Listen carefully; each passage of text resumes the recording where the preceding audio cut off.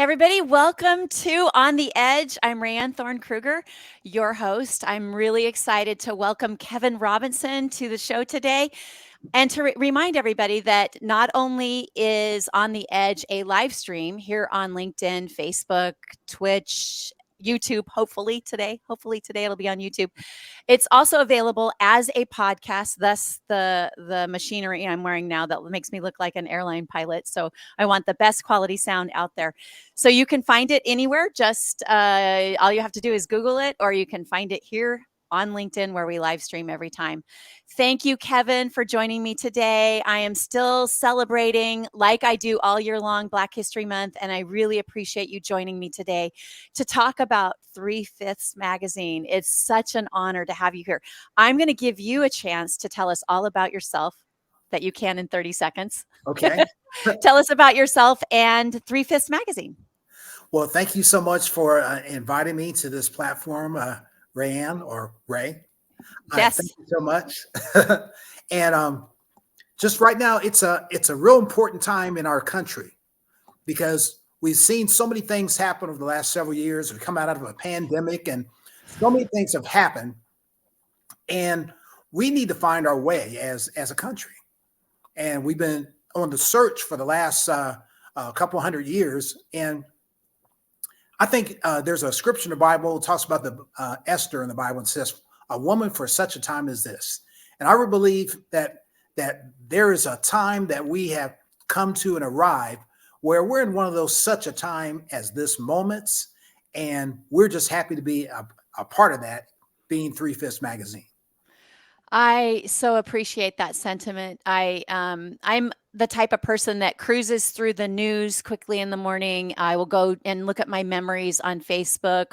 I'll do the first, scroll through my feed on Facebook and LinkedIn to try and grasp some type of good news, right? Because there's so much out there that is negative or takes away our energy, right? And I want to be a benefit to my listeners, to my viewers, to my friends, to my family, to the people that matter the most in my life. Like, each of us individually have folks like that and that we want to matter to and uplift. And so I would love for you, and you have entered that realm, by the way. I have found your feed. This is how I found you, by the information that you share on LinkedIn. And you shared something recently, and I said, please come and be on the edge with me. So I really appreciate you joining me and talking a little bit about Three-Fifths. First thing I want to ask you is well, I know you talked about how we are as a country right now, as a world, actually, not just here in the United States. What was the impetus behind Three-Fifths? If I could simply put it, it's four words: the George Floyd lynching. That right there was one of those inflection points that this country arrived at, and it affected so many people. And I have been blogging and teaching, training about diversity for a number of years. And when that particular situation happened, I just kind of had a cathartic moment myself, thinking that I've got to do something more. And then I reached out to a few of my colleagues from around the country, and I shared with them what I'd like to do. And they said, yes, let's do this. Let's make this happen. Because in these particular inflection points we've had throughout history, so many times there was a lot of excitement around the walking out and doing marches and whatnot, and all over the country, not just in inner city areas, but in suburbs, in exurbs, and all over the place. People were doing marches, and it was the popular thing to do. But I realized that there needed to be a medium where people could continue this conversation after all the lights go down and the popularity fades and we go back to our lives. And so that is the essence of the impetus of Three-Fifths Magazine. I have to tell you, that was an inflection point for me as well. I remember sitting on the couch news breaking in with I had an elderly woman, my bonus mom, living with me at the time that I was providing 24 hours a day care for, and she was still with it, and we watched it together and just sobbed.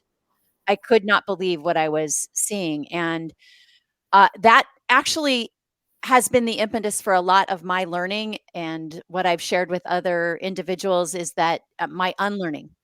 Mhm. And it was a moment of, in my face, this is what's happening. This is what's happening. And it's not stopping. Yes. It's building, it's growing. It's not going away. It's not getting better. It's bad. This is bad. And we need, as a people, to come together and make a difference. So thank you for sharing that. I got emotional as you were talking. I'm so glad that you kept talking, because I don't know that I would have been able to input anything more beautiful than what you did. So I want you to talk about, now I know the answer to this, but maybe we have some viewers or listeners that don't know the answer to this. I want you to talk specifically about the name of the magazine, Three Fifths. Okay. Three fifths as as the title for the magazine, it was derived from the Three-Fifths Compromise of 1787, when the nation came together for its constitutional convention in order to cater to some of the southern states and give them a buy-in to this union that we were forming. Um, they decided on this three-fifths concept.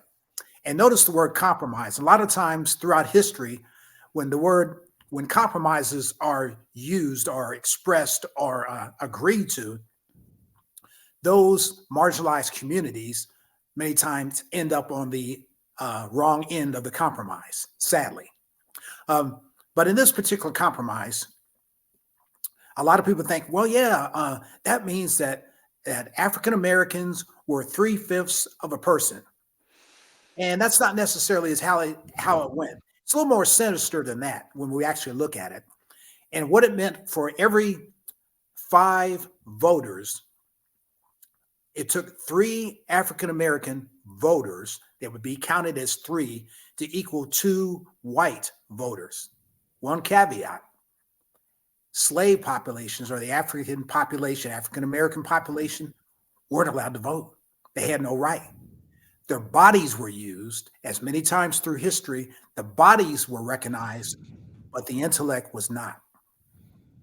And so that, written into our Constitution from the very beginning,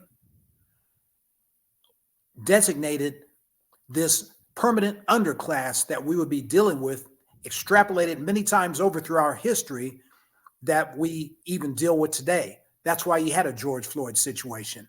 It's because it started back in 1787. Now, many people say, well, slavery's gone on for a long time in 1619 and even before that, but words matter. And when those words were written into the original document of our Constitution, that weighs heavily. Words matter. And so, and through that sentiment, that's where we wanted to basically go back to the beginning and make that correction through our writings, through our articles, through what we do to bring people together to overcome that original mistake. There's an old saying that says, if you button up a shirt wrong, if the first button's wrong, the shirt's going to be, it's not going to be right. And my mother-in-law, my wife's mother, had an old saying, says, you start wrong, you end wrong.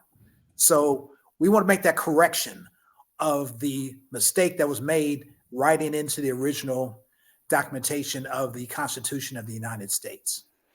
Before I go into my next thought, I want to respond to your mother-in-law's saying, right? Uh, And so do you think that we can correct it, or do we need to start over? Because the saying, mhm. if you start wrong, we clearly started wrong, Yeah. right? There will be people that disagree with us. There will be people that believe that, there's manifest destiny in place for what's happened in America and where we are in the US. that this is where we're supposed to be in this place and time. However, it's not that great. Yeah, It's not right. that great. And Yes. um, to I don't even want to repeat a slogan that is used over and over again, but it's not that great. It's not ever been that great. No. So, do we need to cleanse ourselves of this history, or can we utilize this history much like Germany has done to rebuild and learn from each other and learn how to love each other? Because ultimately, I believe that's where we need to be. We need to be in a place where we can see another individual in our world, in our space, whether it's at church, at work, on the road, in a store, at school, wherever we are, and feel connected to that individual and feel like this is another human being like me, has a brain, has emotions, has fears, has loves, has likes, and use that connection as a way to further connect and care Yes. and really absolutely care. Can we do that, or what do you think?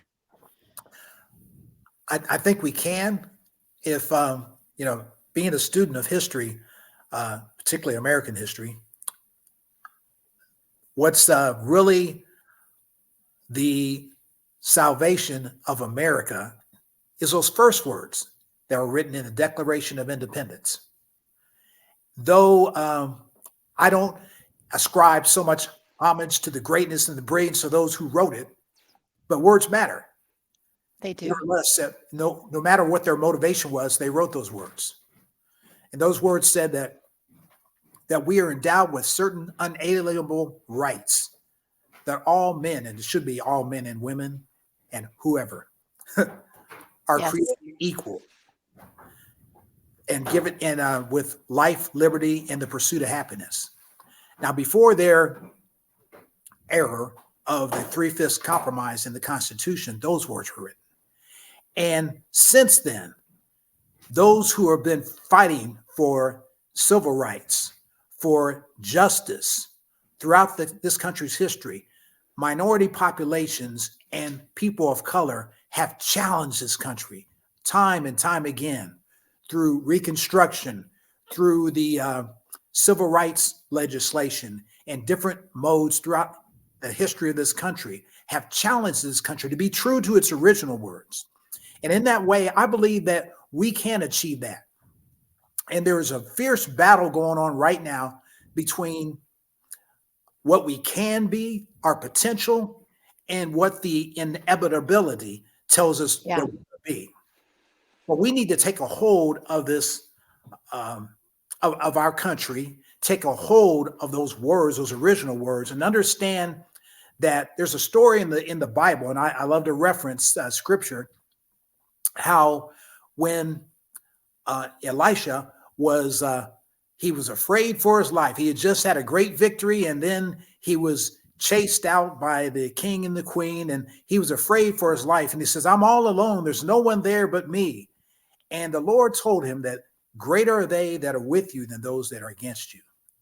And there is, I believe, in this country, a silent majority of people who are justice seekers. I agree. And what we need to do is not faint, not fail, not get tired or burn out, but we need to keep pressing forth. Because part of my career too, I was a professional firefighter. And so many times when you find victims in a fire, you would find them right at the threshold, right on the very way to escape, to get out. Yeah. And they would just get lost, lose their orientation. We've got to be that north, that due north for America, and continue to point us toward a better way. Because yes, we can do better. We don't need to tear down what we built, but we need to hold ourselves, individuals, education systems, the corporate community, politicians. We need to hold ourselves accountable to those original words. And I believe that we can do it. I love that. was raised in a very religious home and maintain a lot of the learnings and teachings and the thoughts and practices. Mhm. I'm not a practicing part of a practicing religion or practicing a religion now, but I feel a great love and affinity for you and for the words that you have shared. And there is a dichotomy right now of individuals that are using religion or Christianity Yes. to justify action that against anybody that's different, right? Right. Anybody that's different than, I'm just going to say it, a white Christian, Yeah. a white straight Christian. Yes. Mhm. So how do you? I find it so interesting that you are willing, because of this practice that's going on, to still bring religion into the conversation, and because it's being used so negatively, and it's become this divider in our government also. I mean, we see it in rulings, and in laws that are being created and tried to be pushed through into a law. So I know this wasn't part of our pre list of things to bullet points to talk about, but how do you feel about that? How do you feel about religion being used as a basically a scapegoat for ill will and for crimes against humanity? Well, I go by one key preposition. It's that there's a word or a phrase that's a Latin word, which is imago Dei. And that phrase means all created in the image of God. And I hold dearly to that because whether we agree or disagree on whatever the subject is, because no two human beings are going to agree on everything. But what we can agree about is, look, this is my belief system. You are made in God's image. You are the perfect creation of what God wanted you to be. And I respect the God in you. Now, we may have our disagreements, but myself, as long as I keep that in the forefront about, look, I'm going to respect, I'm going to love, I'm going to honor the God in you. And let's focus on those things that can unite us rather than those things that divide us. Yes. Yes. Agree. Thank you for answering that kind of off the wall question. But it's been in my thoughts lately. I even commented on a post early this morning in regards to religion and government and separation of church and state. And I think it's becoming louder. It's a topic that's going to be louder. And I think many of us who have sat back and just watched what's going on and need to be more actively participating and voicing how we feel about this. Right. There Good. needs to be this separation between crime and sin Yeah. too, If right? Because sins are subjective to Right. whatever you believe they are. But Mhm. we need to talk about the difference between crime and sin. Oh, yeah. So, If I could, I'd just like to offer that about a year ago, we did a whole month about the danger of Christian nationalism. And so very outstanding articles in that. oh, great. That's searchable. So Okay. if you go to the magazine, you can search out Christian nationalism and it'll take you there. Okay. I will definitely do that. Thank you. We'll post a link here also. Yeah. Um, Tell me a little bit about the audience, your chosen audience for Three Fifths Magazine. Okay. First of all, let me, if I could, read a quote from Isabel Wilkerson. I love her. Oh, yes. It says, Isabel Wilkerson says in her outstanding book entitled Caste is the insidious and therefore powerful, is insidious and therefore powerful because it is not hatred, it is not necessarily personal, it is the worn grooves of comforting routines and unthinking expectations, patterns of a social order that have been in place for so long that it looks like the natural order of things. Now, The worn grooves. Yes, the worn grooves. The same can be said for systemic racism. And Yes. that's our main tenet that we, our objective that we do at Three Fifths Magazine is we take on and we want to dismantle this systemic racism. And a lot of times when people have controversial opinions about, well, I don't know if there's anything such as systemic racism. I don't believe in that and whatever, because they do take it personal. Right. And as we understand from the very beginning, as we talked about the Three-Fifths Compromise, and there's been so many other compromises and things set up in this country, rules, laws, unwritten rules, and the whole gambit. But there is a system, and it's not a personal thing. Nobody here is coming against any certain person. And if people, there's the terms we hear about privilege and oppressed, and a lot of times those become outdated. Certain people have advantages, and other people have disadvantages. And those things have kind of been set up over the years. And what we have to understand is people get so used to the system. We used to have a characterization that we used to do when we used to teach diversity classes, me and my wife, and where we pull out, we talk about, well, yeah, if you want to have if I want to get my wife some new pantyhose, I go to the store, okay, and my wife is a darker complected African-American woman. I said, well, if I come back with a new pantyhose, will these work? And they said, no, that's the wrong color. And so that's just a humorous example of how this is kind of baked into us. Yeah. Okay, there's the normal, and then there's the exotic or the other, or all these kind of terms. And so we go into our world, and people have these grooves that they fall into. That's why when someone goes into an elevator with a Caucasian woman, they're African American, and she clutches her purse, is she thinking out literally, oh, this is a dangerous African American person, I better protect? No, it's just a natural response. Why is that? It's because, as Isabel so eloquently mentioned, those grooves. Those worn grooves. Yes. She's brilliant, and I would encourage anybody who hasn't read Cast to get the book, read it, go to the library, buy it, where you can get it on Amazon easily. I actually have had 2 copies and gave one away. And if you're not ready for that, seek her out on individual podcasts. She has, in particular, the one with Jon Stewart.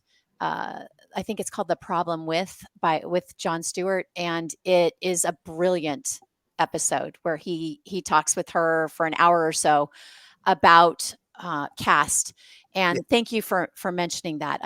She is really powerful in that she addresses it matter of factly, pulling so much emotion out of it, and just talks about it. These are the facts. This is why it is, and states it in a way that allows us to maybe remove our own emotion and the personal, like you address the personal nature of it, right? And it's hard. It's hard for somebody to look internally or to look back at their own personal history and acknowledge a place of privilege or a place of entitlement, and to say, yes, I was privileged, because people don't want to take blame. They don't want to be responsible. They don't want to feel like they could have done something different, right? It's really important to recognize truth and not worry about that stuff. It's what you do now moving forward matters more than your lack of knowledge, what you falsely learned, right? And I've talked so much about unlearning. Unlearn those false things that you thought you knew. Unlearn them. It's okay. Be curious. Find out. Let's talk a little bit more about. Let's go back to the magazine, and I want to address. It's an online magazine, correct? Yes, it's online. And how can a new viewer of the magazine, how can they benefit the most from? What's the best way to get involved and start is there a subscription? How do you come into the site? Three fifths, is it, and tell me the URL, Three Fifths Magazine It's called, it's www dot three fifths spelled out dot online. .online. Great. Mhm. What's the best way to jump into it and start learning?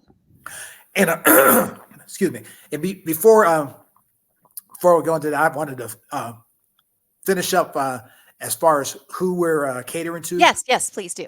One thing, Three Fifths is built on a with a diverse group of contributors that are to reach out to those who want to take part, want to find out more information from a historical perspective, from a just in knowing and learning and finding out. And everyone's not a marcher in the streets. Everyone's not a sign holder, but you can be active.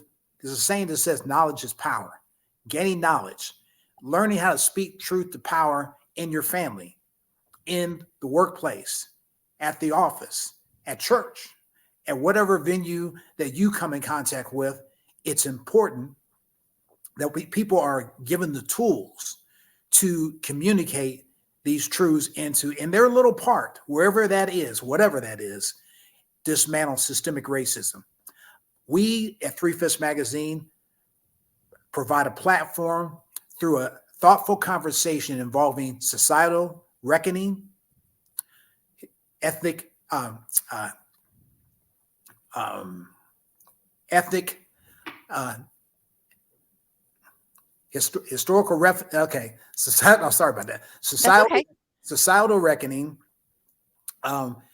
equality, or racial equity, historical perspective, and spiritual insight.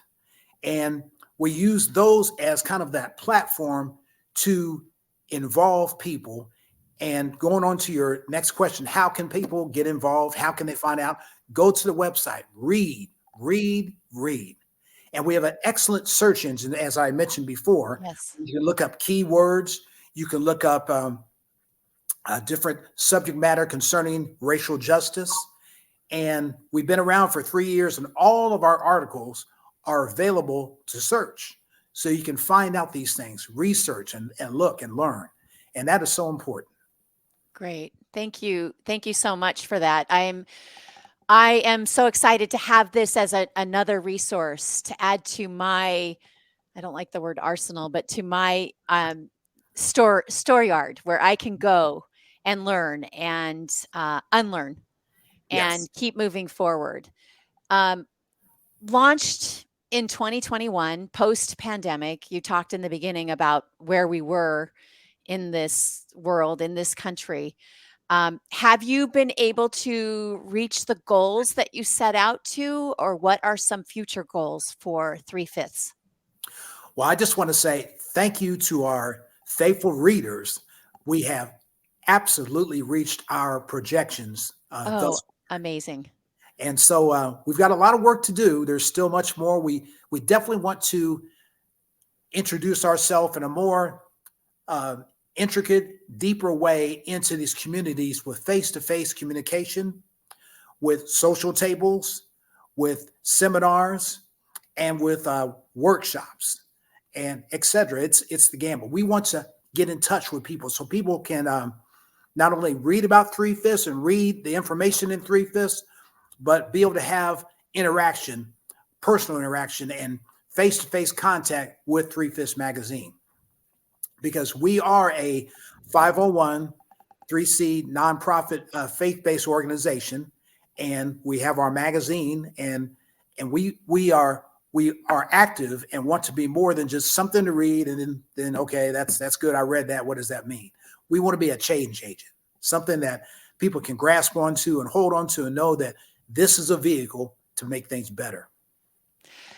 I want to talk about something, and this may be, and I may flub it, so I apologize if I flub this.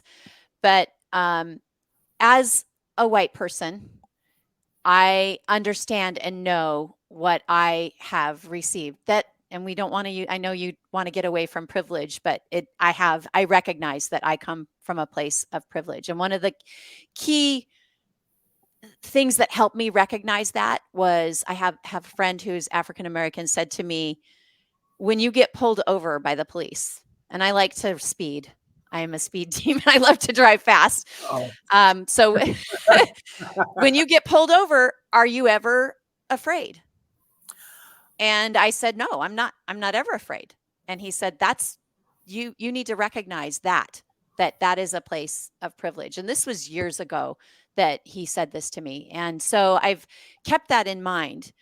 And mhm, as I've gone about my own learning and unlearning, I've bumped into people or come across other people who are trying to teach that are really angry. mhm. And I understand that anger. I understand that I'm angry and hurt. I remember having a conversation with my husband maybe 5 years ago and I just sobbed. And he said, why are you crying?" And I said, because of how it is. I'm so hurt and sad and that I didn't recognize it until now, right? And I remember learning about Emmett Till and just being, why didn't I learn about that till I was in my 40s? Right? Mhm. Why was that not something that was taught more more vastly? Why did not all Americans, no matter what they looked like, no matter what they believed, no matter where they lived, not know about that incident and Yes. that murder, right? So I want to know how do you, Kevin, how do you approach this with the this almost sanctity? I mean, I'm so impressed by how you do it with love. How do you not be angry? I'm sure there have been times when you've been angry because I'm angry, right? I'm angry about this, but I want to be part of this change agency. I Yes. want to be a part of that, and I want to be an asset, not a liability to the mission of moving forward, unbuttoning that shirt and buttoning it correctly. Yes. So, Mhm. how have you come to that place where you can do this, that you accept a conversation with me, that you want to talk to, that you want to put yourself in this position to a live conversation? We are having a live conversation. It is not scripted, it is organic. You agreed to speak with me. So, how have you done this? Well, if I could, without getting too long-winded, but if I just go back to my youth, where my family was the first African American family in a place in suburban Columbus, Ohio, back in the late 60s, very late 60s, early 70s. And my first day of school, went there not knowing what to expect. And I was later to find out that there was a school-wide meeting with all the children in the gymnasium where they talked about we're going to have two black children at our school. And the children, not knowing they're children, all they can do is regurgitate what their parents have fed them throughout the years. They ask questions such as, "Do they have tails?" and things like that. It was amazing. So, so not to make a long story short, when I went to school there for the first year or so, it was not a good thing. Oh, It was horrible. I was called names, the racial epithet. I was beaten up, jumped, all kinds of stuff in suburban Columbus, Ohio. A little sleepy Columbus. Nobody would ever expect that, but and that's up north. It wasn't like it was down south. So through that experience, I realized the older I got, and I worked through that, and actually developed some very strong friendships. And I was a graduate of those same schools, with very strong friendships, and I kind of led many different groups of minority and African American, Indian, Asian children, young people that would join that school district as things grew, and they looked to me as an example. And through all that, I say that I could have gone one of two ways. I could have taken that in the direction of hatred and carried that all the days of my life. That would have been a weight and a burden on me that would have affected me while the world goes on. I decided to take that experience and turn it to the positive and say, no, no, that's not the way things are going to be. That's not the end of the sentence. That's not leaving the shirt buttoned wrongly. That's not starting wrong and ending wrong. I'm going to change the trajectory. I'm going to make a change. And so through my understanding of Christianity, my walk with God, and the sentiment and the feeling and the expression of Imago Dei, I turn that negativity into a positive and work to unify people, work to bring people together, work to build the bridge together across the ethnic, racial divide. And that's just been my task and my assignment all the days of my life since those days. And that's why I can come to Three Fifths Magazine. And if anyone were to look at the About page, they can see we have all ethnicities represented. There's a lot of people. The greater are those that be with us than those that are against us. I love that. I thank you. Thank you for sharing that. It is so important to, uh, my grandma used to say, you catch more flies with honey, than the other things that you can, so I don't want any flies around, but I do want, as much love and learning to take place as possible, and to move forward with a clean shirt that's buttoned correctly, that allows us to have that care and concern, to return to the true meaning of being a patriot, right? Yes. That true meaning of what it is, which is wanting to help my fellow countrymen, right? Yes. That is what a patriot is. Right. And Exactly. I don't like that word has been co-opted for a different mission. I want us to return to that with love, with honor, with respect, with the recognition that we all want to feel like we belong. Yes. And the only way to do that is to extend that, right? Belonging is a feeling that people feel, not what they give. Yes. Right? You can't give that to somebody. The only thing that you can give is that love and care and the outward join us. Yes. And I love that you have extended that through Three Fifths Magazine. And I will be an avid viewer, reader, and sharer of the information that is there. I cannot thank you enough. I told you that we would only go 35 minutes tops, and we're a little bit over our time now. But I can't thank you enough, Kevin, for joining me. If folks want to reach out to you, what's the best way to do that? They can reach out either by the Three Fifths Magazine LinkedIn page, send a Okay. message, begin to follow, and you can follow there, as well as my personal LinkedIn page, Kevin Robinson. You send me a message. We want you to reach out, seek out, and find out and keep up with what we're doing at Three Fifths Magazine. And once again, we are www.threefifths.online. You can come there and search out, you can find a resting place, especially today with so much attack on people that are involved in with DEI, diversity, equity, inclusion, and so many people that are kind of really facing some heat nowadays. We're a Yes. safe place that you can go and you can feel like you're a part of something that is moving forward beyond these times that we're in. And also, one last thing, if you want to subscribe, you can go to the website, www.threefifths.online. Then go to the subscribe page, just enter your email, and you will, on the 8th of every month, receive all the articles in the new month's subscription. Oh, that's wonderful. I love that. Once a month. Yes. Once a month is great, not twice a day. I love once a month. So thank you so much, Kevin. I'm so appreciative of Three Fifths, of your willingness to hop on here with me, unscripted, and share some information and enlightenment. Thank you. I hope you have all success and that things continue to grow and develop with Three Fifths. And thank you so much, Ray. Thank you for having me. Great. Thanks, everyone.